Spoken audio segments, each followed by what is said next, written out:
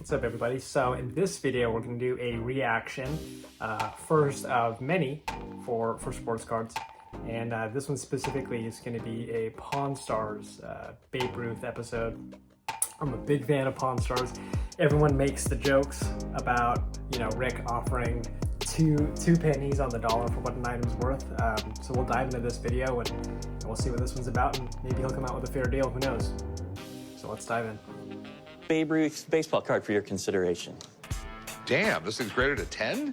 Yeah, it's actually one of about a half dozen cards that exist from his playing days in a PSA 10 condition.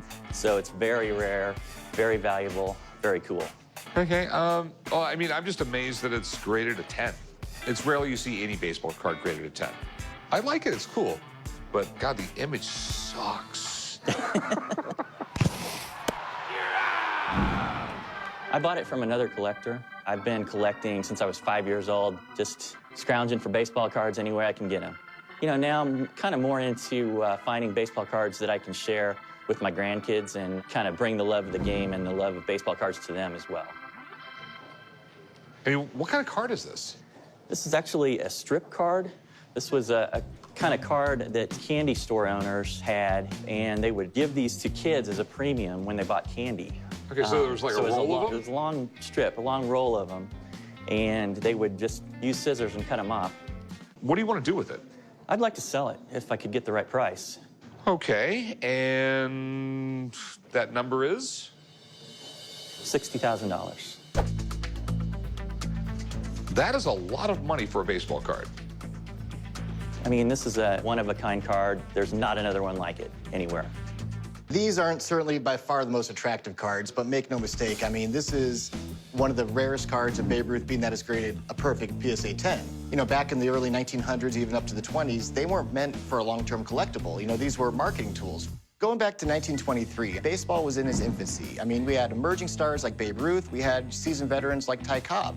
Kids and collectors really didn't have any long-term outlook on how to care for these cards. So the fact that this one's graded a perfect PSA 10, that's practically unheard of. Okay, so the big thing is, how much is this thing worth?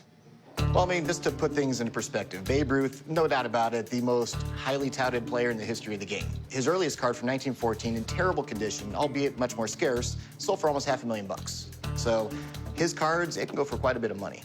Now, these strip cards, this is the only 10 I've ever heard of. As a 7 and an 8, they sell for $1,000 really consistently. As a 10, I would say it'd be worth about $12,000, $15,000.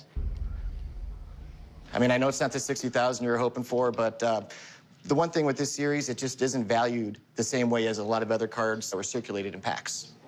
Okay, thanks, man. You got it, man. So I don't have better news for you, man. All right, well, that's all right. Thanks.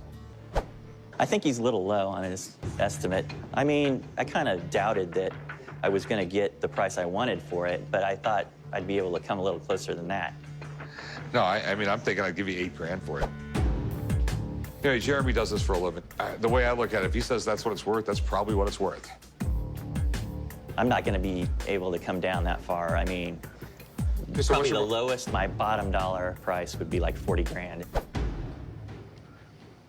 Obviously, we're not going to have a deal because Yeah. $8,000's it. Right.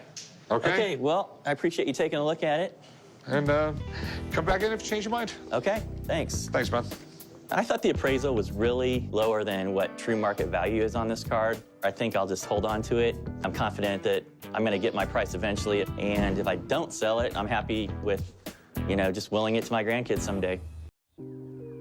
So from 60 asking to 8 offer, I mean, if you really think about it, right, anyone can make their own price for whatever card. But, I feel like I thought it would be worth a little bit more than that. So, I don't know. What are your thoughts?